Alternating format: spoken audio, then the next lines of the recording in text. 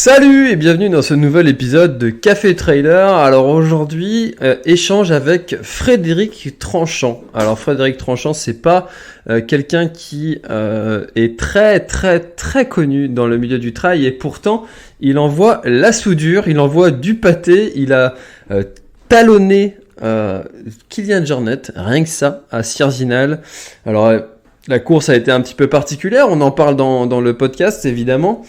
Mais c'est quelqu'un qui est très performant en course d'orientation. Il fait partie de l'équipe de France. C'est un athlète élite qui a déjà eu une médaille de bronze à des championnats du monde. Rien que ça, voilà. Donc sport, la course d'orientation qui est très peu mis en avant en France. On en parle beaucoup dans cet épisode de Café Trailer et moi, j'ai appris beaucoup de choses là sur cet épisode parce que on parle beaucoup de trail dans Café Trailer. Évidemment, c'est un podcast de trail. On va pas parler souvent de poney, hein, forcément, ni d'aquagym sur ballon sauteur. Voilà, c'est pas l'idée. Mais là, du coup, quelqu'un qui vient talonner des ultra trailers très célèbres, très performants, alors qu'il vient d'un autre sport qu'est la course d'orientation, qui est quand même un sport qui est quand même lié à la course et au trail, parce qu'on va courir quand même dans des sentiers très techniques en course d'orientation.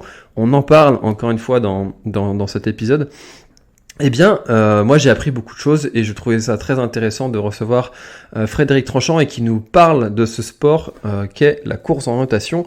Donc on a passé vraiment un super moment. Frédéric est quelqu'un de très accessible, très abordable et qui a répondu aux quelques personnes qui étaient là en live pour lui poser des questions et qui a répondu avec beaucoup de gentillesse et bienveillance à toutes mes questions aussi. Voilà, et ben écoutez, passez un très bon moment en notre compagnie et on se retrouve tout de suite. C'est parti. Bonsoir à tous, bonsoir Frédéric, merci d'avoir accepté mon invitation. Comment ça va Frédéric?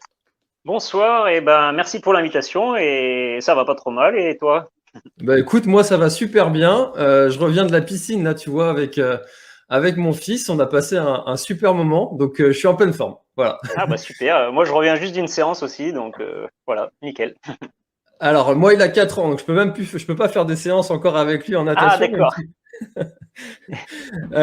mais du coup, ça me laisse un peu plus d'énergie pour le soir. Voilà, parce que Ah bah la nickel. piscine, ça casse quand même un petit peu. Oui, sûrement, ouais. Alors, Frédéric, est-ce que tu peux te présenter pour ceux qui ne te connaissent pas? Et ben voilà, je m'appelle Frédéric Tranchant, je suis originaire donc du sud de la Loire, donc enfin, de la campagne, on va dire, parce que donc mon père il est éleveur de vaches laitières, donc vraiment à la campagne, dans un massif qui s'appelle le Pilat. C'est d'ailleurs un parc naturel régional. Je crois que tu avais eu un invité il y a pas si longtemps qui Florian en a Olivier. parlé. Ouais. Voilà, Florian Olivier, ouais, qui travaille au parc. Et voilà, donc bah, ma spécialité c'est la course d'orientation, donc je suppose on va en parler un petit peu et aussi un peu le trail.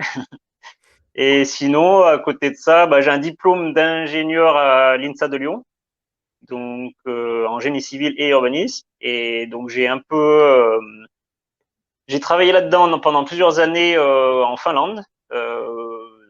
Donc voilà. Et après ça, donc j'ai fait 2 séjours en Australie pour dans le cadre de la présentation, donc pour le coaching, du développement, même de l'enseignement dans les écoles, enfin de la découverte et organisation d'événements, des choses comme ça. Donc un premier à Canberra sur l'hiver, enfin 2018-2019, et puis après j'ai fait la saison donc en Europe 2019, et après j'y suis retourné donc à Melbourne ou dans l'état de Victoria, donc plus au sud-est, et pour le même type de mission. Et après j'étais un peu bloqué là-bas avec la pandémie, et voilà. Donc après je suis retourné en Finlande, j'ai retravaillé pendant 6 mois, et depuis janvier en gros, je suis à 100% sur le sport, donc à la fois la course d'orientation. Donc là, comme je t'ai déjà dit tout à l'heure, je suis en République tchèque, là, depuis mi-mai et jusqu'à bah, la semaine prochaine, fin de semaine prochaine, le début des championnats du monde.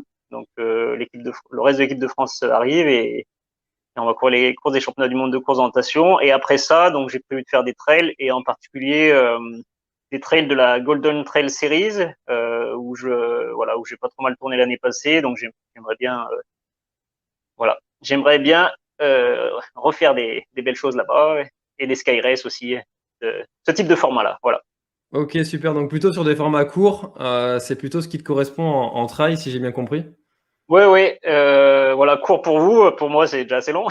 Donc c'est des courses de, mettons, 1h30, 2h30, 3 heures, des fois plus. Donc j'ai jamais essayé plus long. Donc je peux pas dire si si ça me correspond ou pas. Pour l'instant, ça me fait un petit peu peur, on va dire. Et puis voilà, j'ai pas trop mal réussi sur ces formats-là, donc je voudrais continuer là-dessus.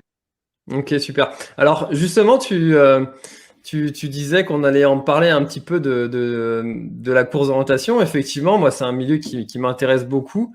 J'ai parlé de mon fils tout à l'heure parce qu'on revenait de la piscine, mais on fait pas que de la piscine. On va aussi, on imprime des cartes et on va chercher comme ça des petites balises sur des parcours qui sont faits par mon village, le club de ma ville, Quimper. Ah, super. Mais voilà, moi je le connais en loisir comme ça pour aller chercher des balises sur une carte. Maintenant, je suis curieux de savoir comment est-ce que ça se passe en compétition et quels sont les formats de course. Est-ce que c'est des formats longs? Comment est-ce qu'on fait pour aller chercher les balises? Comment on fait pour gagner? Si tu veux nous expliquer un petit peu et qu'on en sache un petit peu plus sur ce sport, s'il te plaît. Voilà, donc déjà le principe de la présentation, donc c'est un sport individuel, donc départ en contre-la-montre. Et donc au top départ, on obtient une carte avec sur cette carte un tracé. Donc un tracé, c'est un point de départ des points de passage qu'on appelle les balises, qu'il faut faire dans l'ordre, enfin, qu'il faut valider dans l'ordre et le plus rapidement possible. Donc voilà. Donc après, entre ces balises, en fait, on choisit l'itinéraire qu'on veut. C'est là, c'est libre, complètement libre. Mais par contre, il faut aller sur ces balises dans l'ordre et voilà. Et ben après, on va à la vitesse où on veut. Donc en On loisir, peut. voilà, on peut y aller en marchant, en courant, comme on veut. Mais donc c'est sûr que pour gagner, voilà, les championnats du monde, en gros, faut courir à fond tout le temps et lire la carte en courant et choisir les bons itinéraires. Donc en fait, les itinéraires, c'est quoi? En gros, est-ce que je vais tout droit? Est-ce que des fois c'est pas possible en fait? Donc est-ce que je vais autour? Est-ce que je descends, je remonte? Est-ce que je monte, je descends?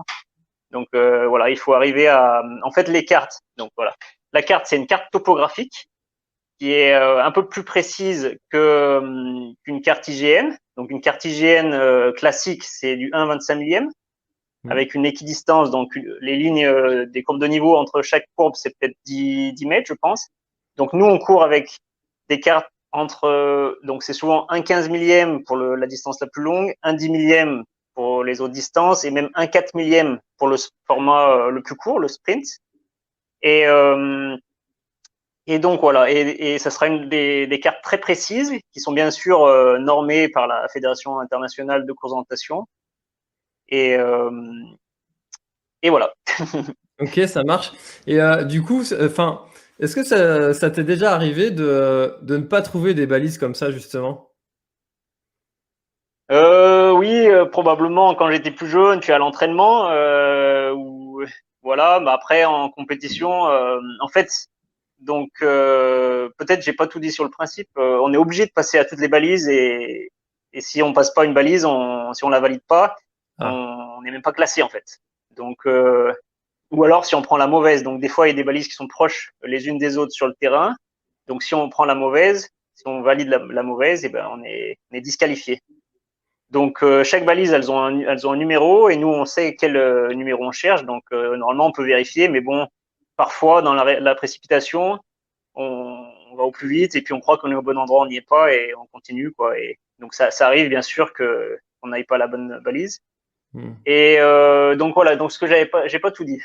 Donc pour les championnats du monde et les courses importantes, donc on n'a pas le droit d'aller sur le terrain, bien sûr. Donc le terrain Hmm. il est gelé depuis le moment où on connaît l'organisateur de la course. Donc, par exemple, là, on sait c'est en 2024, on sait en 2025 où seront les courses et donc on connaît les zones qui sont gelées, on n'a pas le droit d'y aller, quoi. On n'a pas le droit d'y mettre les pieds. Donc, quand on arrive au départ de notre course, d'une, on n'est jamais allé dans le terrain, ou en principe. Deux, on n'a jamais vu la carte, ou bon, des fois, voilà, s'il y a des cartes qui existent anciennes, on a peut-être vu des anciennes cartes, mais voilà. Et trois, et surtout, on n'a jamais vu la course, on n'a jamais vu le circuit, en fait. Donc à chaque fois, Voilà, c'est ça le challenge et on a la carte vraiment au top départ. Donc le chrono il démarre, on a la carte. Donc il n'y a pas de temps à perdre. Il faut tout de suite courir et voilà, lire la carte, construire ses itinéraires et naviguer au plus vite, quoi. Et donc tu demandais les formats, donc je peux en parler, voilà, si on a le temps. Vas-y. Donc voilà, je vais commencer par il y a 3 courses individuelles au championnat du monde là. Donc la distance classique, ce qu'on appelle classique, donc la plus longue distance, c'est une course qui va faire en gros 1h35-40, 1h40. Donc voilà, Pour les pour les premiers. trailers, c'est relativement court en fait. Ouais. Mais pour nous, c'est bien assez long parce qu'il faut savoir qu'il faut déjà être concentré pendant 1h40, c'est pas évident. Mm. Et donc les caractéristiques de cette course-là, donc je parle pas des distances parce que ça varie beaucoup d'un terrain à l'autre en fait. Donc en fait, le traceur, il va faire un tracé en estimant la bonne distance. Et des fois, ils se trompent un petit peu, mais bon, souvent ils ont des gens sur place pour tester les circuits avant, donc ils se trompent pas énormément. Et pareil, le nombre de balises, ça peut varier, mettons entre allez, 25 et 35 ou bien les balises ou quelque chose comme ça, souvent, quelque chose comme ça. Et donc la particularité de ce format, en fait, c'est que parfois il y aura des postes à postes qui seront assez longs, de plusieurs kilomètres, où là il y aura une multitude de possibilités d'itinéraires. Et donc bien sûr, ils seront très cruciaux, ça peut faire des grosses différences. Ces itinéraires-là, entre autres là ici en République Tchèque, en fait c'est très très vallonné, c'est des murs quoi. Et donc Mm. bien sûr, il y aura beaucoup de solutions où aller très très loin autour, ou alors descendre, monter, descendre, et ainsi de suite. Voilà. Donc le deuxième format, donc c'est ce qu'on appelle la moyenne distance. Et donc Mm. là, le temps du vainqueur, ça sera entre 35 et 40 minutes. Mm. Et donc la particularité, donc il y aura moins ces longs choix d'itinéraire, même s'il y en aura peut-être un ou deux dans la course. Mais la particularité, c'est que toutes les balises, elles seront difficiles à trouver en fait. Donc là, ça sera très intense mentalement pendant 35-40 minutes. Ça sera hyper intense. Il faut être vraiment très précis, c'est-à-dire aller vraiment directement sur les balises, pas hésiter, pas se tromper de ici ou là, parce que voilà. Et puis souvent, les tracés, enfin, ou en tout cas, les balises seront plus dures à trouver sur ce format-là. Et enfin, le troisième format individuel, donc le sprint, qui est un format un peu plus récent, mais bon, qui date quand même des années 90, où là, c'est un format urbain en fait. Donc là, on court en ville. C'est un format pour faire découvrir le sport, pour que ça soit spectaculaire. Donc comme je disais, c'est en ville, donc les balises, elles sont très simples à trouver. Je veux dire, même peut-être qu'avec ton fils, tu pourrais trouver les balises, je pense, ou débutant. Par contre, ce qui est important sur ce format-là, c'est que ça va très très vite. Donc là, on va courir à fond. Donc on va faire En fait, ça va être une série d'accélérations pour aller à la balise et on poinçonne, on repart et ainsi de suite. Et en fait, ce qui va être crucial, c'est les choix d'itinéraire. Donc ça va être assez binaire, c'est-à-dire droite ou gauche, droite du bâtiment, gauche du bâtiment en général. Alors qu'en forêt, il y a beaucoup plus de paramètres. Donc il y a la Mm. végétation, le relief, comment ça court au sol. Il y a énormément de paramètres. Alors qu'en ville, souvent, c'est pas toujours le cas, c'est droite ou gauche et voilà. Et sauf qu'il faudra décider très très vite et puis faire les bonnes décisions parce qu'à la fin, ça joue pas à grand chose, bien sûr. Et Mm. donc en plus de ça, il y a des relais. Et donc là, des relais, c'est comme mettons en ski de fond, biathlon ou en athlétisme ou d'autres sports comme ça. Donc tous les premiers relayeurs, ils partent ensemble, en départ en masse. Donc pour le coup, c'est pas un départ individuel ce coup-là. Et donc là, au championnat du monde, il y a 3 relais. Voilà. Donc là, le premier relayeur, quand il finit sa course, il donne le relais au deuxième relayeur qui fait sa course et ainsi de suite. Et donc, pour pas que tout le monde se suive, bien sûr, il y a des systèmes de variation. Donc, je ne sais pas si je rentre dans le détail, mais en gros, comme là, il y a 3 relayeurs, il y aura forcément, ça va se séparer en 3, en fait. Donc, l'équipe de France, elle va aller au poste A, l'équipe belge, elle va aller au poste B, l'équipe tchèque, elle va aller au poste C. Et après, ça va se regrouper, ça va se reséparer, se regrouper, se reséparer, ainsi de suite. Et après, le deuxième relayeur de l'équipe de France, par exemple, il va faire les balises que le premier relayeur n'aura pas faites. Et du Mm. coup, à la fin du compte, ça sera équitable en fait. Toutes les équipes auront fait les mêmes balises, sauf que voilà, pas tout à fait dans le même ordre. Pas dans le Et même oui, sens. et en plus de ça, il y a un dernier format qui est plus récent, qui date de quelques années, qui est le relais mixte. Donc, c'est 2 filles, 2 gars. Donc, c'est ce qui se fait. Nous, en fait, c'est un sport, bon, peut-être j'en parlerai plus tard, mais c'est un sport très scandinave, donc très inspiré du ski de fond, du biathlon, clairement. Et donc, le relais mixte, c'est 2 filles, 2 gars, et c'est en format urbain. Donc j'ai pas dit le sprint, c'est 15 minutes. Voilà. Ok. Donc c'est un format comme ça, et donc 4 fois à 4, donc 4 fois 15 minutes, et voilà. D'accord, ok, bah c'est vrai ouais, que c'est très riche hein, comme diversité d'épreuves. Alors il y a une question qui me vient. Tu as dit à un moment que sur certains formats de course, donc le format moyen, les balises étaient parfois un petit peu plus difficiles à trouver.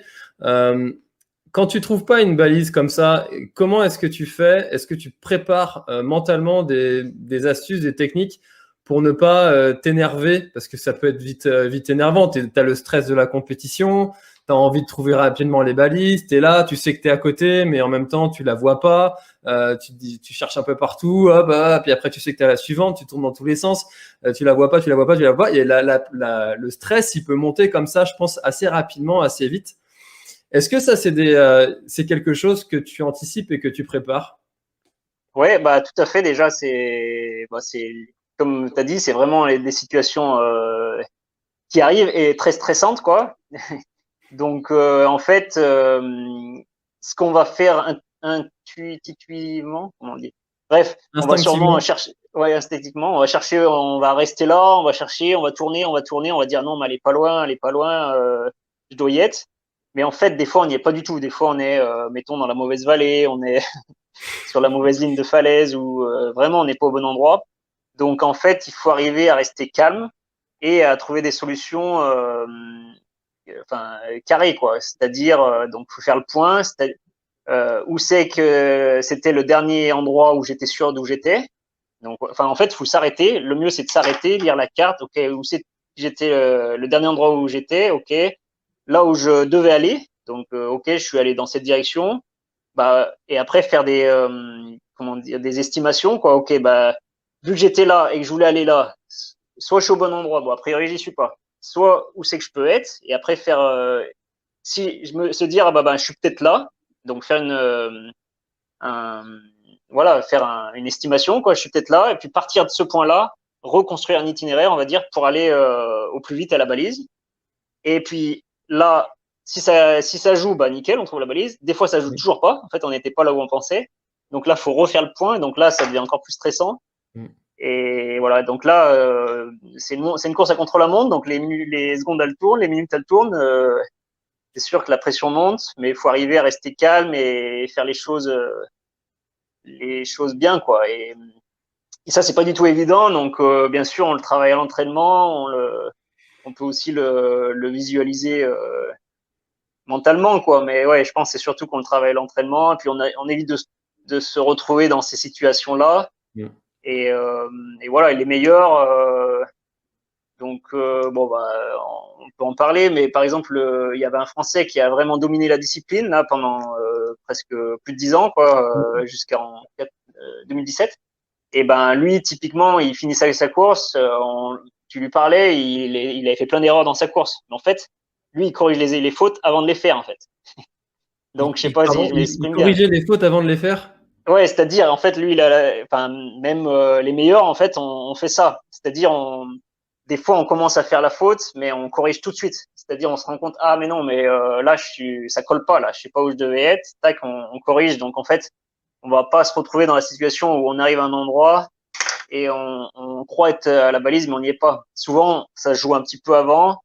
Il y a des choses il y a en fait, on Les construit notre indicateurs. itinéraire, on se dit on va passer par là, là, là, on va voir tel élément, tel élément, tel élément, et puis sur le terrain, on avance, on regarde, ah bah, il y a des éléments qui jouent pas, donc là, forcément, il y a une sonnette d'alarme et on se dit bon bah peut-être qu'on n'y est pas en fait, donc on Mm. corrige. Donc voilà, comme je disais, on court en s'orientant, mais aussi ouais, on corrige en courant, et voilà. Je sais pas Mais si j'ai alors, été du trop. coup, détaillé peut-être. Non, non, mais c'est très bien, c'est intéressant parce que ça me fait penser un petit peu à des athlètes élites parce que ça arrive souvent aux athlètes élites parce que c'est eux les premiers à passer sur les sentiers quand malheureusement le sentier il a été débalisé et que ils se retrouvent plus sur le bon sentier ou alors que ils se sont trompés tout simplement, ça peut arriver aussi, sans forcément parler de débalisage.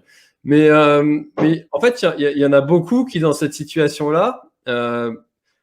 Finalement qui semble être un petit peu similaire à un orienteur qui se serait perdu, ils abandonnent.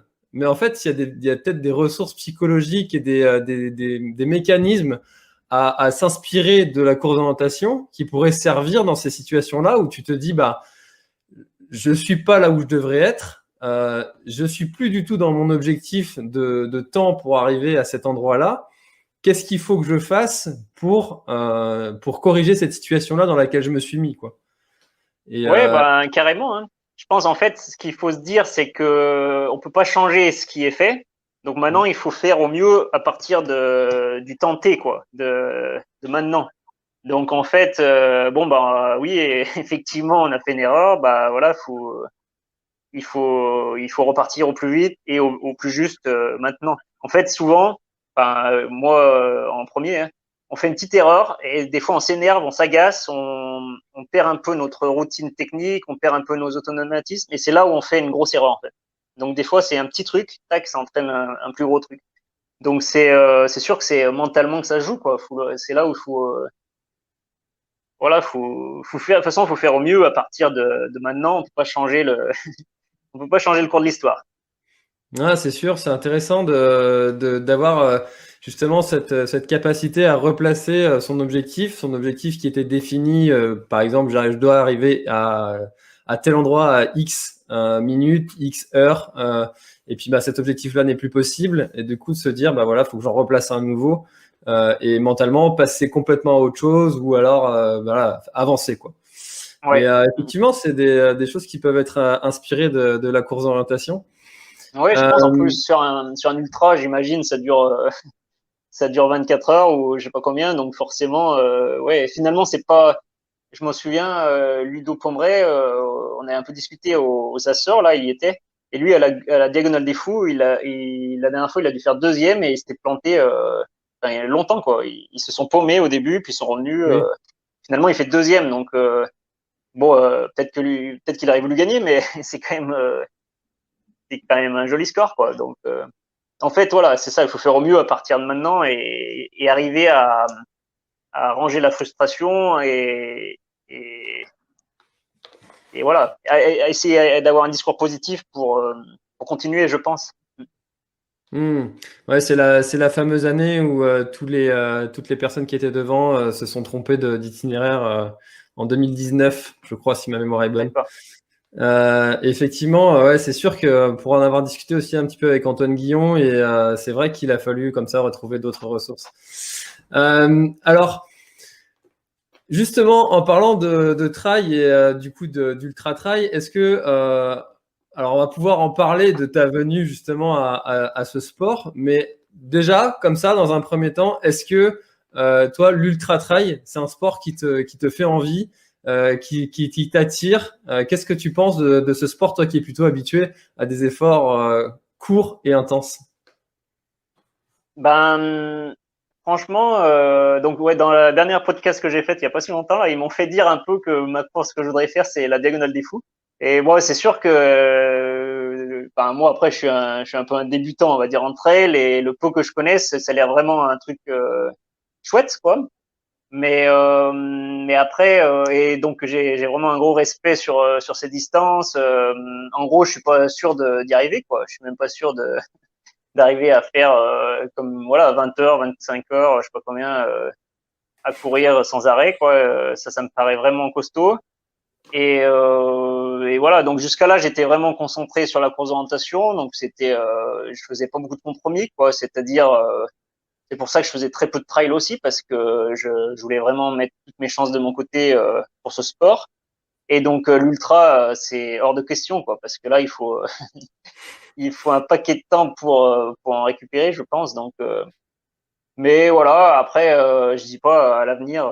Et pour l'instant, d'accord, je suis passé au trail, mais pas du tout à l'ultra, plus sur des distances, comme je disais. Je pense que ce qui me correspond le mieux pour le moment, c'est les Sky Race ou ce type de format-là, où c'est vraiment, enfin, c'est un peu, c'est pas extrême, mais c'est assez engagé. Des fois, c'est assez technique. Donc, nous, comme on court, nous, en fait, on court en forêt, en tout terrain, et en lisant la carte en plus. Donc, on court pleine balle, sans regarder où on met les pieds, alors qu'il y a des branches par terre, il y a des cailloux, il y a des ronces qui recouvrent. Et en fait, ça se fait. Je pense que le corps, il s'habitue à courir là-dessus et il trouve là où mettre les pieds. Et du coup, je pense que tous les orienteurs, on est assez bons dès que c'est un peu technique en trail. Donc Hmm. voilà, je pense que. Et puis les formats, comme j'ai dit, nous, nos présentations, ça dure la longue distance, c'est 1h40. Apparemment, je suis pas trop mauvais sur jusqu'à 2h30, 3h. Là, il y avait les courses aux Açores, les Golden Trail Series, les finales. C'était jusqu'à, je sais plus, la dernière, c'était 3h et quelques. Ouais, apparemment, je m'en sors bien sur ces distances, mais après, aucune idée si si je suis capable de faire plus long, ou en tout cas si je suis performant sur du plus long. Là, aucune idée. Hmm. D'accord. Bah, c'est intéressant de voir comme finalement, il n'y a pas que le trail qui prépare à faire du trail, même si effectivement la course d'orientation, ça reste de la course et en plus de ça dans des chemins techniques. Donc finalement, ça se ressemble. Et quand tu arrives sur le trail, tu n'as plus cette carte dans les mains, tu dois avoir l'impression d'être complètement libéré et c'est facile en fait. Bah ouais, ouais, il y a pas besoin de lire la carte, pas besoin de décider où aller, pas besoin de naviguer.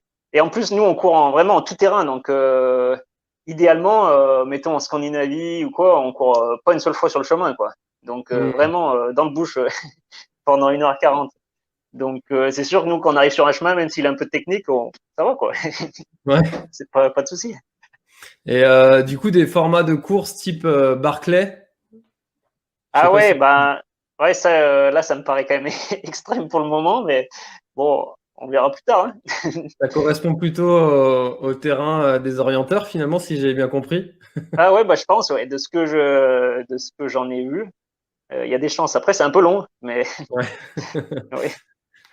Là, effectivement, c'est vrai que c'est un petit peu long. Alors, pour une fois, tu vois, je t'avais dit, hein, la première question, c'est raconte-moi ton premier trail. Et là, on a complètement cassé les codes de l'émission, mais c'est pas grave, c'est le principe. Du coup, est-ce que tu peux nous le raconter maintenant, après 25 minutes Et d'échange, ben, ton le problème, premier c'est trail, s'il te plaît? que ouais, le problème, c'est que je m'en souviens plus en fait.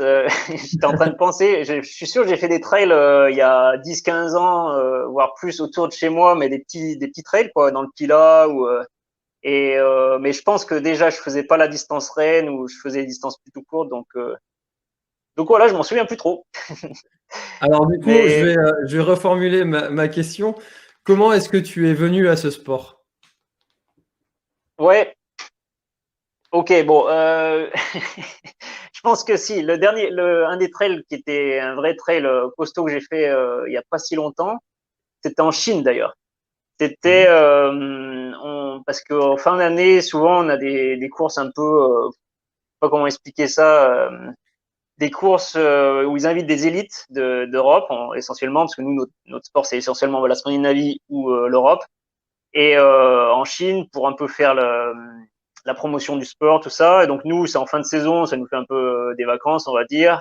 Et eux, ils sont contents, ça fait la promotion. Et je m'en souviens, il y avait en parallèle de ça, ou à la fin de ça, il y avait une course qui s'appelait le Mountain Marathon de Pékin, donc la capitale. Et donc voilà, on l'avait fait. Enfin, on était plusieurs à le faire. Et là, j'avais bien couru d'ailleurs, je m'en souviens. Moi, j'avais gagné. Je pense tous les trails que j'ai fait avant l'année passée, j'avais gagné d'ailleurs. J'avais des bonnes stats. Mais bon, comme je dis, c'est des petits trails régionaux et souvent pas la distance reine, je pense. Bref. Et en fait, sur ce trail qui était assez engagé, parce qu'on montait, c'était pas des murailles, mais c'était vraiment raide, des marches et des descentes vraiment raides. C'était 21 km. Et donc là, j'avais battu entre autres un Espagnol qui était à l'époque à la présentation et qui, après ça, ou pas longtemps après, s'est mis au trail. Et donc là, il est en équipe nationale espagnole. C'est un des meilleurs Espagnols. Je crois qu'il a fait au championnat du monde 8e ou un truc comme ça, donc vraiment costaud. Et bon, bien sûr, il a dû progresser depuis, mais donc quand même, ça m'a mis à la puce à l'oreille que je pouvais être pas trop mal sur ce sport-là, parce que quand même, je l'avais battu pas mal en Chine. Je sais pas, 5-10 minutes, je sais pas, hein, sur 2 heures peut-être. Bref, et après ça, donc qu'est-ce que j'ai fait? J'en ai fait un autre au moins un. Non, j'en ai fait un en Australie là. Donc là, pareil. Donc c'était en début 2020. C'était une traversée d'une baie à l'autre. Ça s'appelle Two Bays d'ailleurs, vers Melbourne. Et donc là, pareil, j'ai pas mal couru parce que donc il y avait un autre mec, c'est bien, il m'avait fait le lièvre. On était parti assez fort. Et puis à la fin, il a explosé. Donc moi, j'ai fini pas mal. Et du coup, j'avais battu le record avec pas mal d'avance. Alors que apparemment, en tout cas là-bas, c'est le trail de référence du coin, quoi. Donc voilà. Donc déjà, j'avais quelques bonnes références. Et donc là où apparemment, je me suis fait le plus connaître, c'est avec Sierzinal l'année passée. Donc Sierzinal, ouais, les trailers, je pense que tout le monde connaît en Suisse. Et donc bon, il faut savoir que 2020, comme pour beaucoup de monde, c'était ça a beaucoup chamboulé. Et nous, en présentation, toutes les étapes de Coupe du Monde, les championnats du monde, toutes les courses ont été annulées. Donc, en fait, donc voilà, toute la saison chamboulée. Et en fait, moi, ça m'a pas trop affecté dans le sens où d'une, j'aime bien m'entraîner, donc voilà. Et deux, je me suis dit, bah nickel, je vais pouvoir m'essayer sur d'autres sports, et en particulier le trail. Et en particulier Cerzinal, donc qui était j'ai su que j'y allais assez tôt, et donc voilà, ça m'a vraiment motivé. Donc voilà, je me suis lancé là-dessus. C'est quand même pas tout le monde qui peut dire le premier gars qui m'a battu en trail, c'est Kylian Jornet. Alors je crois, ça peut-être, il faut que je vérifie, hein, je suis pas certain, mais il me semble.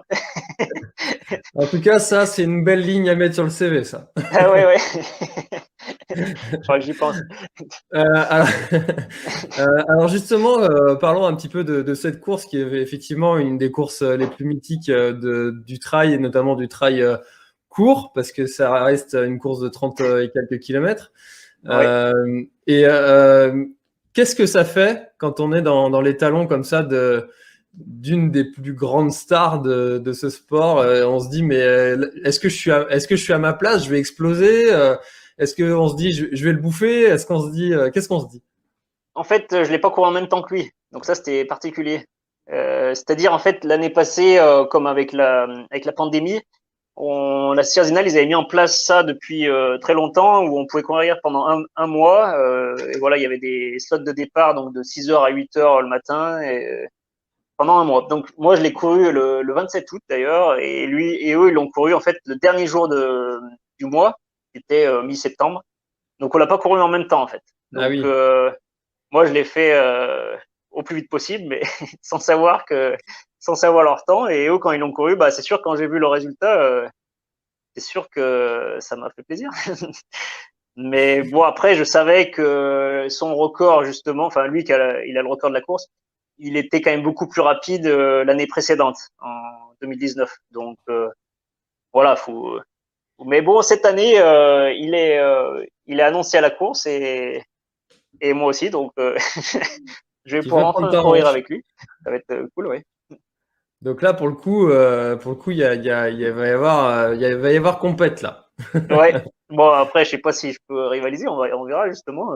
Et puis, déjà, il y aura pas que lui, hein. En fait, Sierzinal, déjà, c'est très relevé pour le trail, mais en plus, c'est pas hyper technique quand même comme parcours. Et du coup, si j'ai bien compris, il y a beaucoup de gens, des coureurs, quoi, des athlètes qui Hmm. débarquent là-dessus et qui peuvent vraiment faire mal. Donc, donc voilà, grosse densité, gros niveau. Mais voilà, moi, c'est mon objectif de la saison en trail, je dirais. Donc, c'est sûr que je vais faire au mieux, hein, puis on verra bien, hein. Et alors du coup, tu penses que à l'avenir, est-ce que tu vas orienter ta discipline plutôt vers le trail, ou est-ce que tu vas garder ce mixte là de partager un petit peu ton année avec des trails et puis aussi les championnats du monde de course d'orientation, etc., des grandes courses du circuit de course d'orientation? Ouais, je dirais que je vais voir un peu comment ça se déroule cette année. En fait, cette année, j'avais prévu dès l'hiver, dès le mois de novembre, on va dire, quand j'ai construit ma saison, de faire en gros que de la présentation jusqu'à début juillet, là, les championnats du monde, et ensuite que du trail. Donc, en gros, ne plus faire les étapes de Coupe du Monde, les autres courses, les courses nationales, tout ça en présentation. Bon, il y a eu un peu des changements à nouveau, donc ça va pas être aussi scindé que ça la saison, on va dire, Mais je vais essayer déjà et puis on verra comment ça se passe cette année. Et donc l'année prochaine, donc par exemple, j'ai signé un contrat avec Scott, donc je me suis engagé sur 2 ans. Bon, déjà moi, ça me motive de m'engager sur 2 ans parce que je pense que je peux progresser, peut-être connaître un peu plus le team, tout ça. Donc voilà, je peux promettre que je vais faire des trails au moins ces 2 années-là, 2021-2022. La course d'orientation cette année, c'est sûr. L'année prochaine, je pense aussi, mais voilà, on va voir comment ça évolue. Je Tu me te mets pas vois, trop de, ouais, ouais, j'ai pas trop de plans à long terme, on va dire. Ok, ça marche. C'est un petit peu l'esprit coordination, c'est une balise après l'autre. Ouais, exactement, ouais. Voilà. D'ailleurs, il y a un autre truc que tu as dit et qui m'a fait penser à la course d'orientation, c'est que finalement, toi, le Covid, si j'ai bien compris, tu t'es dit, bah, je vais en profiter pour aller m'essayer sur d'autres sports. Tu as replacé ton objectif, comme on disait au tout début de notre échange. Tu Ouais, vois, ouais, il y a quelque ouais, chose qui t'a exactement, ouais. empêché de réaliser ton année comme c'était prévu. Hop, on s'adapte. Voilà, exactement. En plus, c'était un peu particulier. J'étais en Australie, bien sûr, tous les vols annulés, tout ça, un peu bloqué, quoi, quelque part. Mais bon, quelque part, ça m'a pas plus chamboulé que ça, ou alors ça m'a pas inquiété, on va dire. Donc là, je suis Hmm. resté zen. Je dis, oh bon, qu'est-ce qu'on va, qu'est-ce qu'on va pouvoir faire cette année, quoi.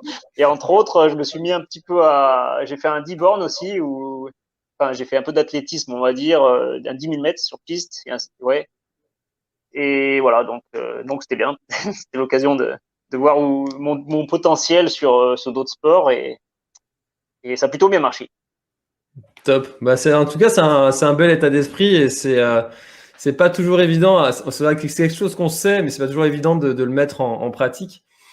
Alors, je l'ai pas dit au tout début et pourtant il y a déjà des questions pour toi, Frédéric, et je vais en passer une première de Fuck Ads, qui est un habitué de ma chaîne YouTube.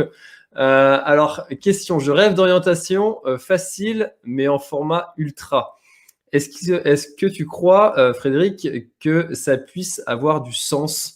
J'ai fait le Obivac, Obi-Wak, ouais. Obiwak, vu le regaining. Et ben, donc le Obi-Wak, je peux expliquer, Ouais, s'il te plaît, parce que moi je connais pas du tout. ouais, bah, c'est un raid qu'on organise en région Rhône-Alpes. Enfin, moi je suis pas trop investi, mais voilà. Là, c'est tous les ans. Donc là, d'habitude c'est à cette époque-là. Là, cette année, je sais plus quand il est d'ailleurs. Donc c'est un raid qu'on appelle un raid d'orientation. Donc on part à deux avec en autonomie, on peut dire, ouais. Donc avec le sac à dos, avec la tente, de quoi manger, tout ça. On part à deux et donc il y a c'est sur 2 étapes. Donc le premier jour et à chaque étape, on navigue d'un point à l'autre, comme en course d'orientation, d'une balise à l'autre, jusqu'à un bivouac. Donc là, on plante la tente, on dort, et le lendemain matin, on part en chasse. Donc les premiers arrivés, ils partent en premier, et ainsi de suite. On part avec l'écart de retard qu'on a par rapport au premier. Et voilà, on a une autre course d'orientation qui nous emmène à l'arrivée. Donc c'est ça le bivouac. Enfin, c'est un raid d'orientation. Donc il y en a plusieurs. Il n'y a pas que celui-là. Il y en a plusieurs en France. Et donc c'est vrai que pour les trailers, c'est intéressant. Après, il faut savoir qu'il faut courir avec le sac à dos. Et voilà, il faut quand même trouver les balises. Donc c'est pas aussi exigeant que peut-être d'autres courses, mais quand même, c'est de la vraie orientation. Donc voilà. Et après le C'est un truc de regaining. militaire, Donc ça. comment? C'est un truc de militaire, ça. Peut-être à la base. Bon, déjà la course d'orientation à la base c'est un sport militaire, ça c'est vrai.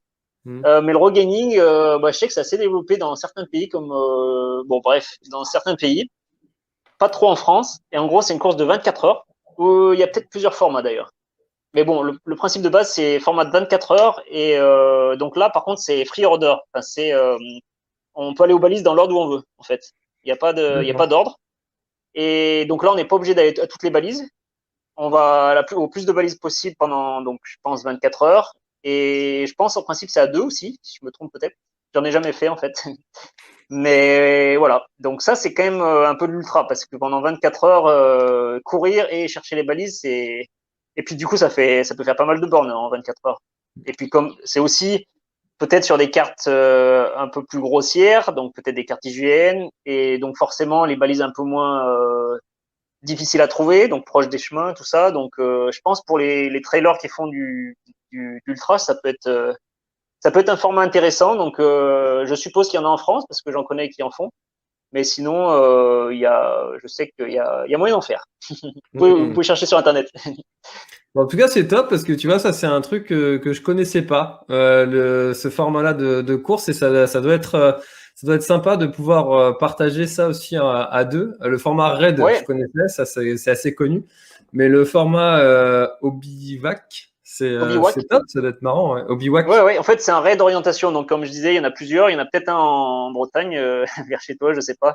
Mais moi, Je j'ai déjà fait regarderai. quand j'étais plus jeune, entre autres avec mon frère et avec d'autres, avec des amis. Et c'est sûr que c'est sympa, quoi, parce que ouais, enfin, ouais, on partage l'aventure, on part avec notre tante et tout, donc c'est un beau périple. Ouais, c'est sûr, ça va être un beau moment de partage en tout cas. Ouais, Donc, bah, merci à toi, Fuckats, pour la question parce que tu m'as fait découvrir un truc du coup. Alors, il y a Charlie qui te demande comment as-tu préparé les trails auxquels tu as participé, notamment pour gérer les efforts plus longs. Est-ce que tu as adapté justement ton programme, ton entraînement à ces efforts plus longs?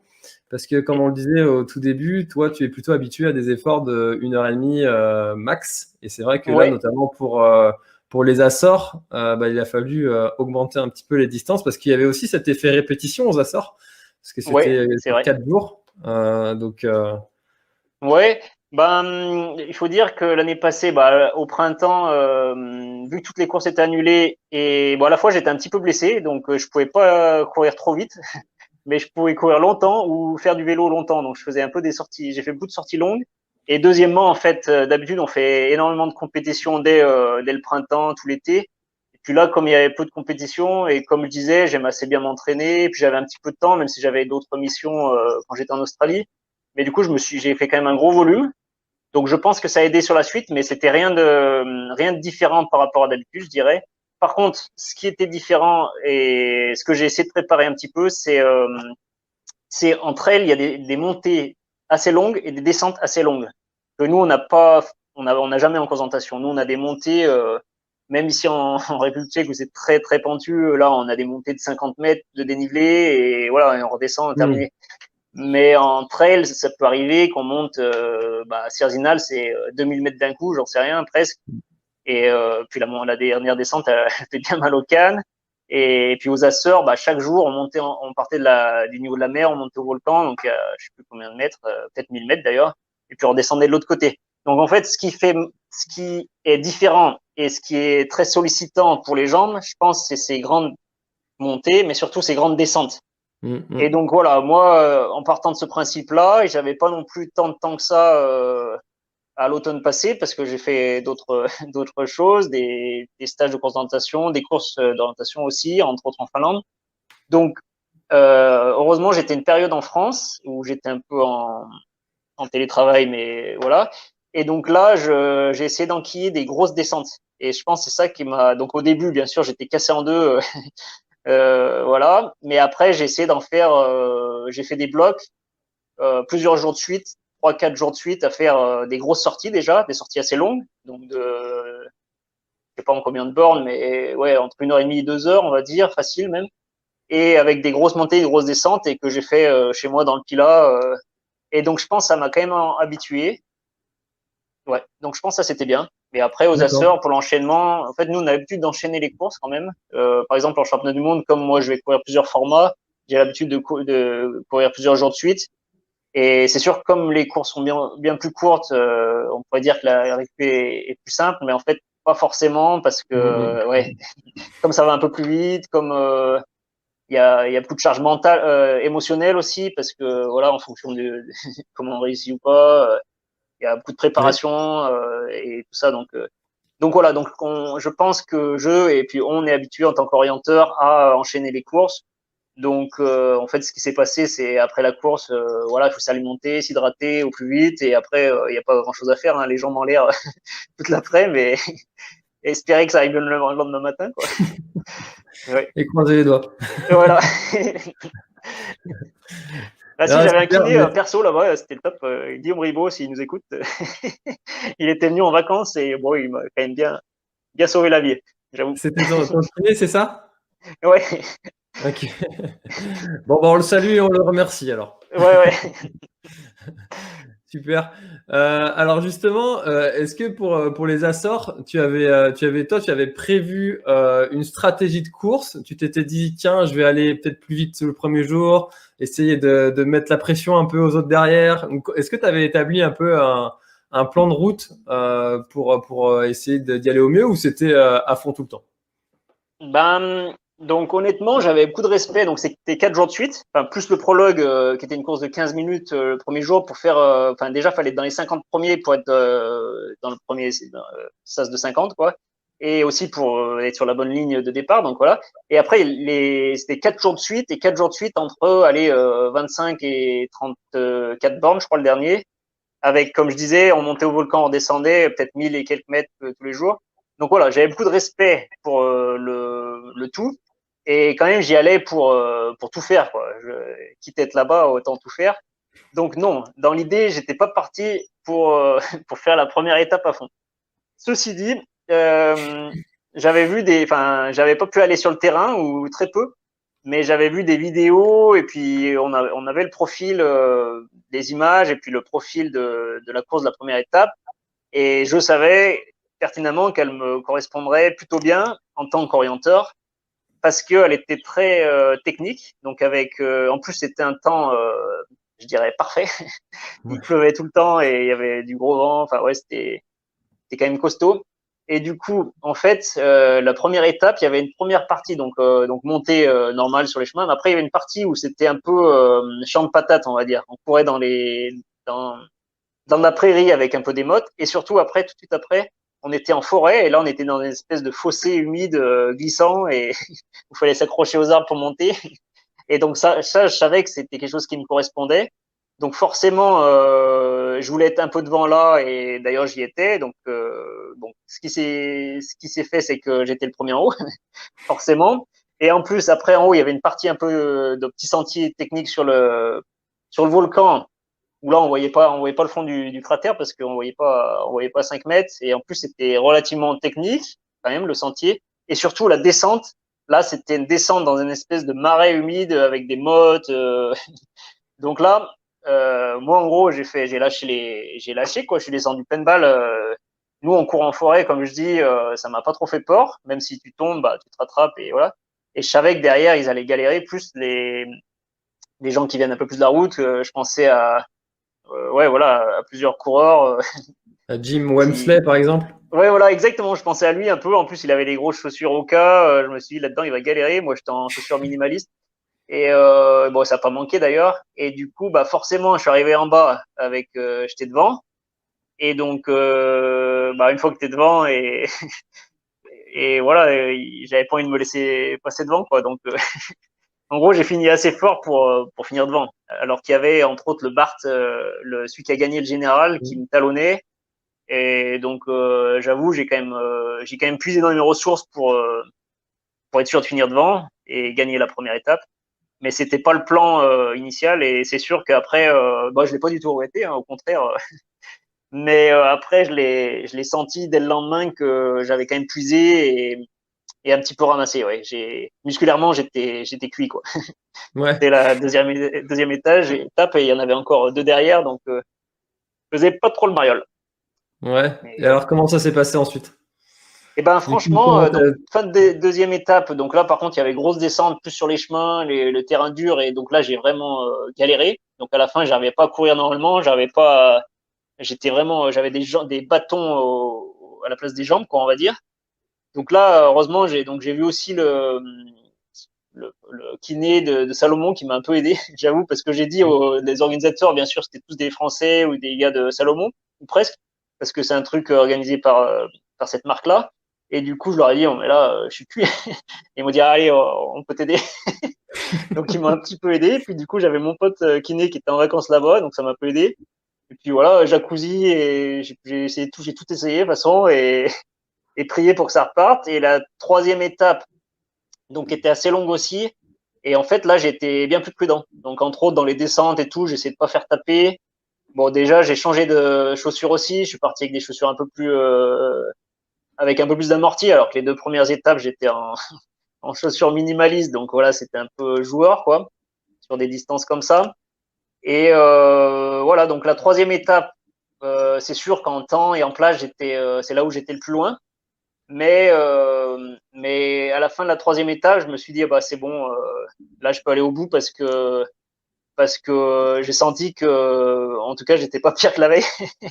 Non, j'étais plutôt mieux et que je m'en étais sorti, donc il n'y a pas de raison que je m'en sorte pas à la dernière étape, ce qui m'a donné énormément de confiance. Et du coup, la dernière étape que j'ai fait entre le groupe de tête, donc Jim Wellesley et Bart, celui qui a gagné le général. En gros, moi, j'étais en sandwich derrière eux et devant le reste du pack et j'étais à bon rythme et je sentais que ça déroulait. Il y avait des parties aussi très techniques avec des zones où ils avaient coupé, donc ouais, ils avaient coupé des morceaux de forêt et en plus c'est de la forêt dense là-bas, c'est des bambous quoi.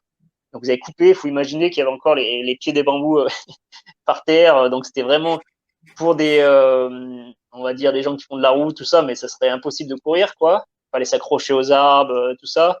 Et donc moi je m'y suis retrouvé, je me suis dit ah bah nickel, là c'est comme en course d'orientation, ça m'a vraiment motivé sur ces tronçons-là. Je me suis dit bah là je m'accroche et même plus que je m'accroche, c'est là-dessus que je vais faire les différences. Et d'ailleurs c'est tout à fait vrai. Donc ça s'est très bien passé. Je suis plus fier de la dernière étape que de la première même si j'ai fait troisième à la dernière étape. Mais c'était vraiment une belle perf pour moi parce que ouais, je l'ai vraiment bien géré. J'étais content. Super. Bon, en tout cas, c'est vrai que c'est intéressant, c'est un petit peu ce yo-yo là que tu as eu où tu étais à fond, mais en même temps, après, tu étais complètement cassé. Et puis, en fait, la forme Ouais, est revenue et puis tu as fini correctement. Donc, c'est top. ouais. Ça fait un petit peu penser à ce qu'on vit sur un ultra trail, ça d'ailleurs. Ouais, bah, ouais, j'imagine, hein, même si vous vous arrêtez pas entre les, entre les cours, j'imagine. Donc, à Non, part au c'est vrai. ravito, peut-être. Ouais, et puis sur Mais, les trails à étapes type Marathon des Sables et compagnie, ça aussi. Mais ah, ouais, ouais.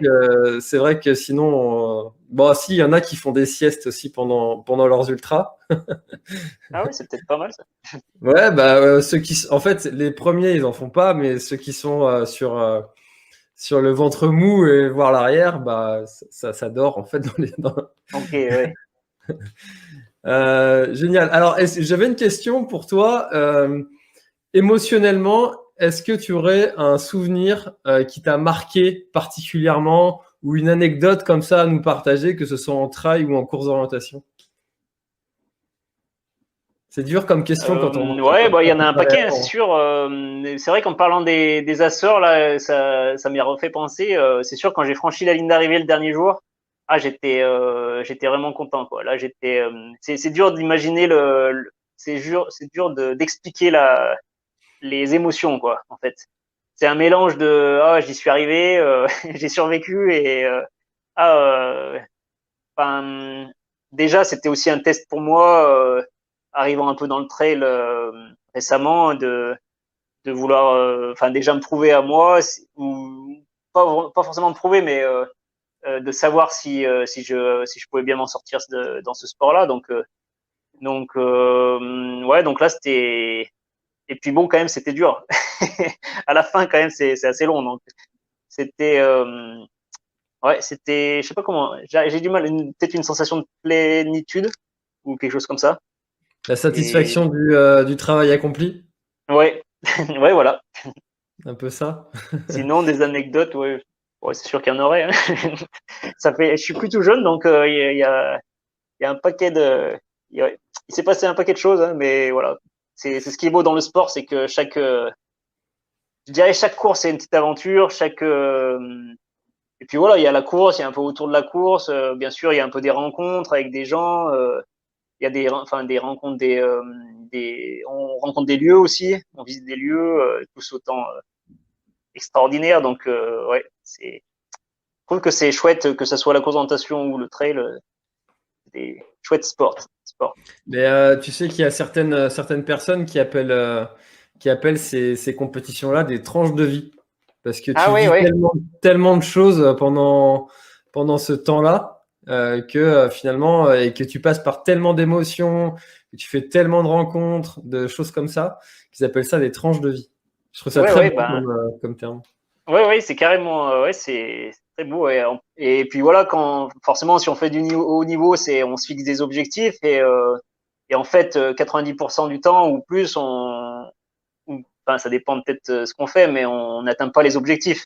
Mais en fait, c'est pas une fin en soi, c'est pas très grave, quoi. C'est plus un objectif, c'est quelque chose qui nous donne la direction, qui nous donne la motive, enfin ouais, qui nous motive tous les jours à aller s'entraîner, à réfléchir comment essayer d'être meilleur, quoi.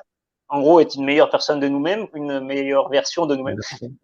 Et donc voilà, et à la fin, quand on fait la compétition, finalement, on vérifie si on a fait le bon boulot. Et puis ouais, c'est une belle tranche de vie, comme tu dis, ouais.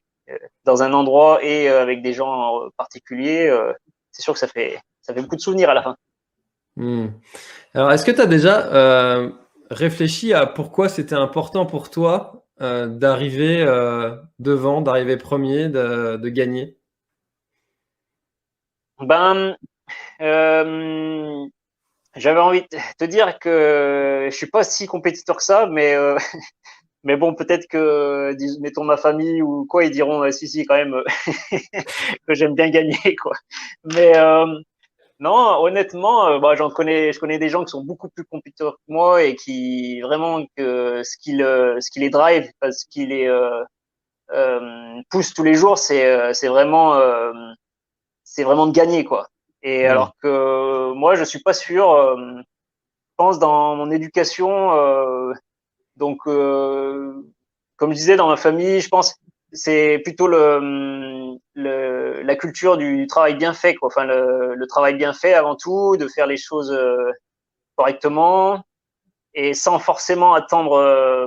Voilà quand on travaille à la ferme, on essaie de faire les choses bien, mais euh, mais on n'attend pas forcément des gens qui nous applaudissent ou un salaire mirobolant ou je sais pas qu'est-ce que ça peut être la motivation des gens, mais voilà. Et je pense que c'est quelque chose que j'ai en moi d'essayer de faire les choses bien, d'essayer de ouais juste de progresser chaque jour, des choses comme ça, sans forcément attendre je sais pas des récompenses ou ou de la visibilité ou des choses comme ça. Et donc voilà. Mais après, c'est sûr que qu'on est dans le game. Là aujourd'hui, je m'entraînais avec l'équipe suisse entre autres, et c'est sûr que bah, quand on est au coude à coude avec les autres, bah voilà, on essaie d'être devant quoi. c'est Hmm. c'est pas c'est comme ça quoi. Ouais, je sais pas. C'est un jeu en fait. Ouais voilà. C'est un jeu et qu'est-ce que c'est le jeu? Bah oui. Donc je pense en course d'orientation peut-être moins que dans d'autres sports, vu qu'on est tout seul en forêt, donc on se bat d'abord contre nous-mêmes en fait. On essaye de faire au mieux nous-mêmes et après on arrive, bon, bah, on compare avec les autres. S'il y en a un qui était meilleur, voilà, c'est comme ça. Peut-être qu'en trail où là on est plus comment dire, en confrontation directe. Hmm. Ouais, là forcément, ouais, je sais pas, forcément on se bat pas que contre nous-mêmes, quoi. On se bat aussi contre les autres et voilà, je pense que c'est juste que c'est un jeu et le jeu c'est de que le meilleur gagne quoi. Ouais, bien sûr. Mais c'est le côté s'aider des autres pour s'élever soi-même. C'est que Ah ouais on ouais, c'est peut- intéressant ouais. c'est voilà, on va à la confrontation avec d'autres qui sont potentiellement du même niveau, voire meilleurs, pour se sortir nous de notre fameuse zone de confort ou du moins l'étendre cette zone de confort et aller plus loin que ce qu'on aurait pensé pouvoir aller. Et du coup, ça me fait penser à ça un peu ce que tu dis c'est pas vraiment contre les autres que je le fais, c'est on le fait ensemble et on se donne tous du meilleur qu'on puisse ensemble en fait. Et puis à la fin, il y en a un qui gagne. Et mais c'est un peu si chacun était tout seul à faire cette performance, je pense que si tu avais eu Kylian Jornet par exemple sur Cerzinal devant toi, peut-être que tu aurais fait un meilleur temps que ce que tu as fait Ouais. tout seul. Peut-être, je Oui, sais pas. ouais, je comprends bien cette idée. En plus, bah souvent on s'entraîne tout seul ou plus ou moins tout seul, donc forcément, en fait, on veut valider ce qu'on a fait à l'entraînement ou vérifier ce qu'on a fait à l'entraînement en compétition. Je pense que Hmm. c'est un peu le voilà, C'est un peu un peu aussi comme ton ça. côté, moi j'appelle ça les ingénieurs du trail, ceux qui doivent tout préparer, organiser, et puis et bien programmé pour arriver à cet objectif-là, plutôt que de faire du freestyle. On verra bien. Ouais. Ouais, après, je suis pas hyper cartésien sur ma prépa trail pour le moment, mais, mais je comprends l'idée, ouais, ouais, ouais, carrément. Génial. Alors, du coup, Frédéric, où est-ce qu'on peut suivre cet événement qui va se passer du coup de Coupe du Monde de course d'orientation? Ouais, donc les championnats du monde de coordination, pour la première fois, où je crois en tout cas, seront rediffusés en France et surtout avec des commentaires en français. Donc c'est sur TV8 Mont Blanc. Et donc les dates, donc souvent c'est en soirée, en tout cas les finales, parce que des fois il y a qu'à les finales, c'est en soirée. Donc le 3, donc c'est samedi de la semaine prochaine. Samedi sprint, dimanche le sprint relais, donc le mix relais de filles de gars. Après donc c'est quoi le 6, c'est le mardi moyenne distance et après le jeudi le relais et le vendredi la longue distance. Donc TV8 Mont Blanc, ou sinon vous cherchez peut-être Fédération française de course d'orientation, donc FFCO, et vous trouverez quelque chose, je pense. Mais Ok, voilà, TV8 génial. Mont Blanc, je pense que ça vaut le coup de regarder, parce que justement, au moins vous comprendrez un peu plus ce que c'est la course d'orientation, en tout cas en compétition, quoi, au haut niveau. Et alors, pour ceux qui, comme moi, ne sont pas abonnés à l'équipe et qui ne connaissent pas vraiment ce sport en toute honnêteté, comment est-ce qu'on est, nous, l'équipe de France? On est dans les meilleurs? On est comment? Enfin, vous êtes Euh, comment, en fait? ouais, bah, non, historiquement, quand même, notre sport est très scandinave, donc c'est là où que presque tout se passe, je dirais. Donc c'est là où il y a tous les grands clubs, tout ça. Donc forcément, ils ont une densité telle qu'ils arrivent toujours à sortir des bons. Donc que ce soit les Norvégiens, les Suédois ou les Finlandais, parfois les Danois, je dirais que c'est peut-être là où je mettrais plus mes pièces. Mais bon, dernièrement, je dirais enfin dernièrement, il y a 15 ans, peut-être, il y a les Suisses. En tout cas chez les gars et puis même chez les filles, ils sortent toujours des bons résultats.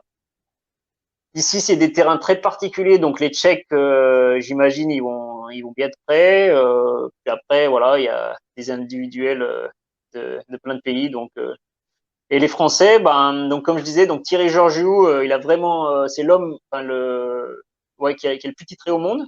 Hmm. Donc il a 14 titres de champion du monde en 2003 et 2017. Ouais, il a gagné quasiment tous les ans, et franchement c'est dur c'est comme, bah, vous connaissez sûrement le biathlon, voilà, c'est un peu le même type de choses. Donc il y a à la fois l'effort physique, à la fois, bah, faut tirer dans la cible, quoi, faut trouver les balises. Et bah lui, il était capable de le faire sur je sais pas combien de courses, étapes de Coupe du Monde et championnat du monde. Donc je dirais que depuis avant lui, la France, on n'était pas forcément dans les plus favoris. Et donc, il y a tout lui, bien forcément, il a entraîné d'autres gens avec lui. Et donc là, on a été plusieurs à faire des podiums en championnat du monde. Donc là, au jour d'aujourd'hui, je dirais qu'on est deux gars à avoir fait des médailles et à pouvoir peut-être en faire encore. Et après, il y a des plus jeunes qui arrivent et qui, j'espère, sont aussi capables. Donc on n'est pas les nations les plus favorites, voilà, mais on fait peur aux autres, on va dire. On peut quand même, Notre position de challenger. ouais, ouais, carrément. Voilà, exactement. On n'est pas peut-être dans les nations les plus, voilà, les plus cotées, mais on est franchement pas mal. Ok. Voilà. Donc, Et, n'hésitez pas à nous suivre. bah, avec grand plaisir. En tout cas, bah, moi, je regarderai les résultats avec grand Ouais, plaisir et on TV8 Mont suivra Blanc ça. aussi. Ouais. Ouais. Euh, dernière question, Frédéric. C'est la classique. Qu'est-ce qu'on peut te souhaiter pour cette année 2021? Et alors là, tu peux parler de ce que tu veux, pas forcément de sport. Ça peut être n'importe quoi. C'est ton moment. Voilà. Et ben, merci. Comme vous pouvez me souhaiter de rester en bonne santé et de bonne humeur, voilà, et comme je vous souhaite à tous. Et puis voilà, en espérant qu'on va bien gérer la crise sanitaire. Et puis voilà, de toute façon, il faut s'adapter à toutes les situations, rester positif, et puis voilà. Et puis on verra. Bon, en tout cas, ça aurait été un petit peu le fil conducteur de notre échange, l'adaptation, la revisite de ses objectifs, la découverte. Et en tout cas, c'était un très bel échange. Merci beaucoup pour cette découverte de ce beau sport qui est la course d'orientation, qui apporte aussi une autre dynamique à la course et qui apporte un autre intérêt pour ceux qui n'aiment pas forcément juste courir pour courir. Et qui est vraiment un sport intéressant à découvrir ou à redécouvrir pour ceux qui en ont déjà fait à l'école, principalement. Ouais, carrément. Et en plus, c'est un sport où on peut y aller avec tout notre niveau de fitness, quoi. Enfin, on n'est pas obligé de courir, on peut y aller en marchant. Et bon, en France, je pense qu'il faut chercher sur Internet, mais il y a moyen de trouver des événements pas loin de chez vous. Et voilà, je sais qu'en Finlande, il y a des événements toutes les semaines dans quasiment toutes les villes, toutes les petites villes, où les gens y vont, des gens qui sont pas du tout licenciés, pas forcément hyper sportifs, et ils disent oh, mais c'est super. Moi, j'avais des collègues du travail, ils y allaient toutes les semaines parce qu'en fait, ça leur changeait les idées. Parce que pendant 1 heure ou je sais pas combien de temps, fallait lire la carte, fallait naviguer dans la nature. Donc, faut pas avoir peur de se lancer. Il y a des niveaux de difficulté différents. Donc, comme je disais, nous, on court. Des fois, on va pas mettre les pieds sur un chemin de toute la course, mais il y a moyen de faire des circuits beaucoup plus simples techniquement et de rester sur les chemins. Donc voilà, faut pas hésiter à se lancer et surtout, voilà, renseignez-vous sur. Je pense le mieux, c'est de se renseigner sur Internet. Course d'orientation ou FFCO ou je sais pas. Je sais qu'il y a parcours permanent d'orientation. Même pour les entreprises aussi, c'est intéressant pour faire des sorties un petit peu cohésion comme ça d'équipe. C'est quelque chose qui peut souder aussi les gens, d'aller chercher des balises ensemble, de faire un petit peu ensemble, d'apporter une autre dynamique comme ça. Et c'est pour les entreprises aussi, c'est intéressant si jamais vous cherchez une sortie cohésion cette année pour votre boîte. Voilà. Ouais, carrément. Je connais des amis qui font ça et ça s'appelle Antessim. Et ils proposent justement des séminaires, des choses comme ça. Donc voilà, il y a moyen de faire des choses comme ça. Ouais. Top. Et ben merci beaucoup encore Frédéric pour ce beau moment de partage et puis bon courage et beaucoup de force pour la suite qui va arriver très très bientôt avec les championnats du monde et puis tous tes trails aussi. On va suivre ça avec grand plaisir. Merci beaucoup. Et ben merci pour l'invitation et tout de bon à tout le monde. Avec plaisir. Allez, bye bye. Bye. Voilà, cet épisode est maintenant terminé. Merci beaucoup à Frédéric d'avoir accepté mon invitation encore une fois. J'espère que vous avez passé un super moment, un agréable moment, qu'il a occupé votre balade, votre trajet en route, en voiture, votre sortie longue, peut-être votre ultra trail comme les dossards ont repris maintenant. J'espère qu'il vous a occupé durant ce moment et que vous avez, comme moi, appris plein de choses. Alors si vous êtes rendu là, c'est sûrement que le podcast vous plaît, que le concept vous intéresse et si vous voulez que ce projet-là perdure dans le temps, eh bien il n'est possible uniquement grâce à votre soutien et du coup aux patriotes qui suivent le projet et qui ont du coup des petites contributions à hauteur de leur contribution à eux. Donc merci beaucoup à tous ceux qui ont déjà rejoint le Patreon. C'est grâce à vous que ce podcast-là peut tourner et qu'il a un bel avenir devant lui. J'en suis convaincu. Voilà, il y a beaucoup de beaux projets qui arrivent et voilà. Voilà, j'espère que vous avez passé un bon moment et même si vous faites pas partie du Patreon, eh ben c'est pas grave. Vous êtes quand même les bienvenus ici et un grand merci à vous pour votre écoute et n'hésitez pas à partager le podcast, à me taguer en story quand vous écoutez le podcast, ça me fait toujours plaisir. Et moi je vous repartage derrière. Voilà. Merci beaucoup à tous et on se dit à très très bientôt dans un prochain épisode de Café Trailer. C'était François et Frédéric. Bye bye.